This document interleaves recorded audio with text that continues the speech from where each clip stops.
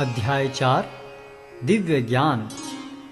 भगवान श्री कृष्ण ने कहा, मैंने इस अमर योग विद्या का उपदेश सूर्यदेव विवस्वान को दिया और विवस्वान ने मनुष्यों के पिता मनु को उपदेश दिया और मनु ने इसका उपदेश इक्ष्वाकु को दिया।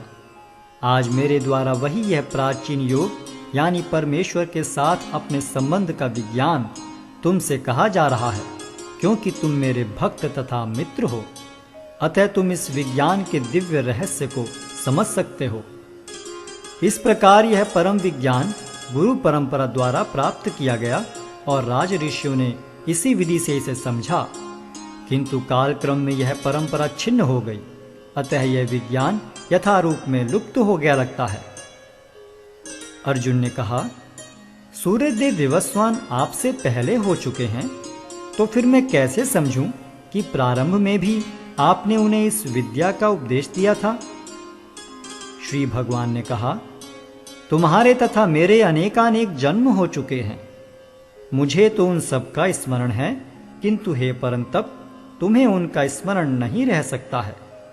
यद्यपि मैं अजन्मा तथा विनाशी हूं और यद्यपि मैं समस्त जीवों का स्वामी हूं, तो भी प्रत्येक युग में मैं अपने आदि दिव्य रूप में प्रकट होता हूं।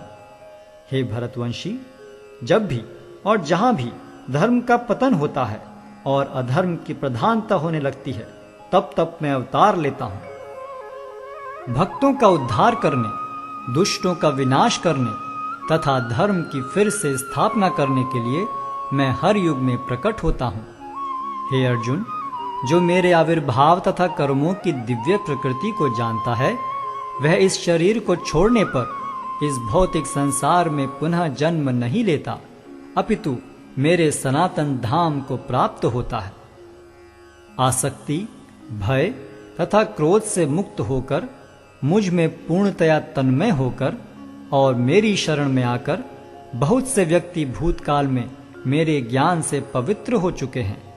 इस प्रकार से उन सबों ने मेरे प्रति दिव्य प्रेम को प्राप्त किया है।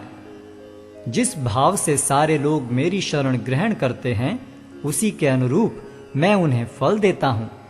हे पार्थ, प्रत्येक व्यक्ति सभी प्रकार से मेरे पथ का अनुगमन करता है। इस संसार में मनुष्य सकाम कर्मों में सिद्धि चाहते हैं, फलस्वरूप वे देवताओं की पूजा करते हैं। निस्संदेह संसार में मनुष्य को सकाम कर्म का फल शीघ्र प्राप्त होता है। प्रकृति के तीनों गुणों और उनसे संबद्ध कर्म के अनुसार मेरे द्वारा मानव समाज के 4 विभाग रचे गए। यद्यपि मैं इस व्यवस्था का सृष्टा हूं, किंतु तुम यह जान लो कि मैं इतने पर भी अव्यय अकर्ता हूं। मुझ पर किसी कर्म का प्रभाव नहीं पड़ता, न ही मैं कर्म फल की कामना करता हूं। जो मेरे संबंध में सत्य को जानता है, वह भी कर्मों के फल के पाश में नहीं बंधता।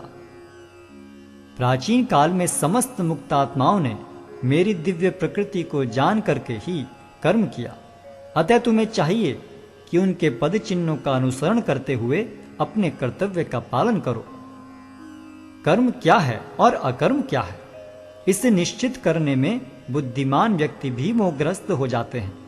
अतः मैं तुमको बताऊंगा कि कर्म क्या है, जिसे जानकर तुम सारे अशुभ से मुक्त हो सकोगे। कर्म की बारीकियों को समझना अत्यंत कठिन है। अतः मनुष्य को चाहिए कि वह यह ठीक से जाने कि कर्म क्या है, विकर्म क्या है और अकर्म क्या है। जो मनुष्य कर्म में अकर्म और अकर्म में कर्म देखता है, वह सभी मनुष्यों में बुद्धिमान है और सब प्रकार के कर्मों में प्रवृत्त रहकर भी दिव्य स्थिति में रहता है। जिस व्यक्ति का प्रत्येक प्रयास इंद्रिय तृप्ति की कामना से रहित होता है, उसे पूर्ण ज्ञानी समझा जाता है। उसे ही साधु पुरुष ऐसा करता कहते हैं, जिसने पूर्ण ज्ञान की अग्नि से कर्म फलों को भस्मसात कर दिया है। अपने कर्म फलों की सारी आसक्ति को त्याग कर सदैव संतुष्ट तथा स्वतंत्र रहकर वह सभी प्रकार के कार्यों में व्यस्त रहकर भी कोई सकाम कर्म नहीं करता। ऐसा ज्ञानी पुरुष पूर्ण रूप से संयमित मन तथा बुद्धि से कार्य करता है, अपनी संपत्ति के सारे स्वामित्व को त्याग देता है और केवल शरीर निर्वाह के लिए कर्म करता है। इस तरह कार्य करता हुआ वह पाप रूपी फलों से प्रभावित नहीं होता है। जो स्वतः होने वाले लाभ से संतुष्ट रहता है, जो द्वंद्व से मुक्त है और ईर्ष्या नहीं करता, जो सफलता तथा असफलता दोनों में स्थिर रहता है, वह कर्म करता हुआ भी कभी बंधता नहीं। जो पुरुष प्रकृति के गुणों के प्रति अनासक्त है और जो दिव्य ज्ञान में पूर्णतया स्थित है, उसके सारे कर्म ब्रह्म में लीन हो जाते हैं। जो व्यक्ति कृष्ण भावनामृत में पूर्णतया लीन रहता है, उसे अपने आध्यात्मिक कर्मों के योगदान के कारण अवश्य ही भगवत धाम की प्राप्ति होती है, क्योंकि उसमें हवन आध्यात्मिक होता है और हवि भी आध्यात्मिक होती है। कुछ योगी विभिन्न प्रकार के यज्ञों द्वारा देवताओं की भली भांति पूजा करते हैं और कुछ परब्रह्म रूपी अग्नि में आहुति डालते हैं। इनमें से कुछ विशुद्ध ब्रह्मचारी श्रवणादि क्रियाओं तथा इंद्रियों को मन के नियंत्रण रूपी अग्नि में स्वाहा कर देते हैं, तो दूसरे लोग इंद्रिय विषयों को इंद्रियों की अग्नि में स्वाहा कर देते हैं। दूसरे जो मन तथा इंद्रियों को वश में करके आत्म साक्षात्कार करना चाहते हैं, संपूर्ण इंद्रियों तथा प्राणवायु के कार्यों को संयमित मन रूपी अग्नि में आहुति कर देते हैं। कठोर व्रत अंगीकार करके कुछ लोग अपनी संपत्ति का त्याग करके कुछ कठिन तपस्या द्वारा, कुछ अष्टांग योग पद्धति के अभ्यास द्वारा अथवा दिव्य ज्ञान में उन्नति करने के लिए वेदों के अध्ययन द्वारा प्रबुद्ध बनते हैं। अन्य लोग भी हैं जो समाधि में रहने के लिए श्वास को रोके रहते हैं।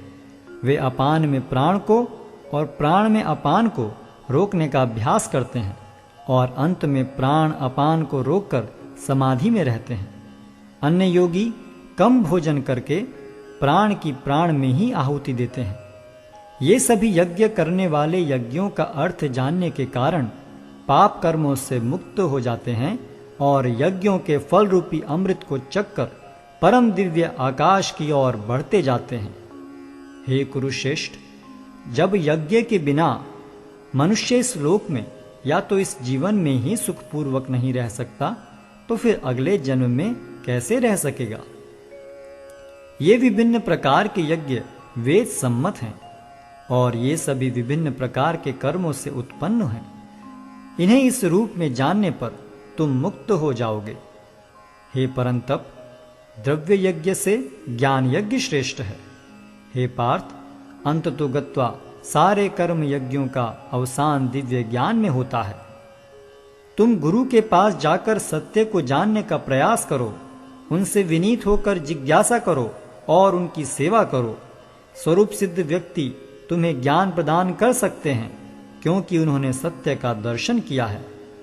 स्वरूप सिद्ध व्यक्ति से वास्तविक ज्ञान प्राप्त कर चुकने पर तुम पुनः कभी ऐसे मोह को प्राप्त नहीं होगे, क्योंकि इस ज्ञान के द्वारा तुम देख सकोगे कि सभी जीव परमात्मा के अंश स्वरूप हैं, अर्थात वे सब मेरे हैं। यदि तुम्हें समस्त पापियों में भी सर्वाधिक पापी समझा जाए, तो भी तुम दिव्य ज्ञान रूपी नाव में स्थित होकर दुख सागर को पार करने में समर्थ होगे। जैसे प्रज्वलित अग्नि ईंधन को भस्म कर देती है, उसी तरह हे अर्जुन, ज्ञान रूपी अग्नि भौतिक कर्मों के समस्त फलों को जला डालती है। इस संसार में दिव्य ज्ञान के समान कुछ भी उदात्त तथा शुद्ध नहीं है। ऐसा ज्ञान समस्त योग का परिपक्व फल है। जो व्यक्ति भक्ति में सिद्ध हो जाता है, वह यथा समय अपने अंतर में इस ज्ञान का आस्वादन करता है। जो श्रद्धालु दिव्य ज्ञान में समर्पित हैं और जिसने इंद्रियों को वश में कर लिया है, वह इस ज्ञान को प्राप्त करने का अधिकारी है और इसे प्राप्त करते ही वह तुरंत आध्यात्मिक शांति को प्राप्त होता है। किंतु जो अज्ञानी तथा श्रद्धा विहीन व्यक्ति शास्त्रों में संदेह करते हैं, वे भगवत भावनामृत नहीं प्राप्त करते, अपितु नीचे गिर जाते हैं। संशयात्मा के लिए ना तो इस लोक में न ही परलोक में कोई सुख है। जो व्यक्ति अपने कर्म फलों का परित्याग करते हुए भक्ति करता है और जिसके संशय दिव्य ज्ञान द्वारा विनष्ट हो चुके हैं, वही वास्तव में आत्मपरायण है। हे धनंजय, वह कर्मों के बंधन से नहीं बंधता। अतएव तुम्हारे हृदय में अज्ञान के कारण जो संशय उठे हैं, उन्हें ज्ञान रूपी शस्त्र से काट डालो। हे भारत, तुम योग से समन्वित होकर खड़े हो और युद्ध करो।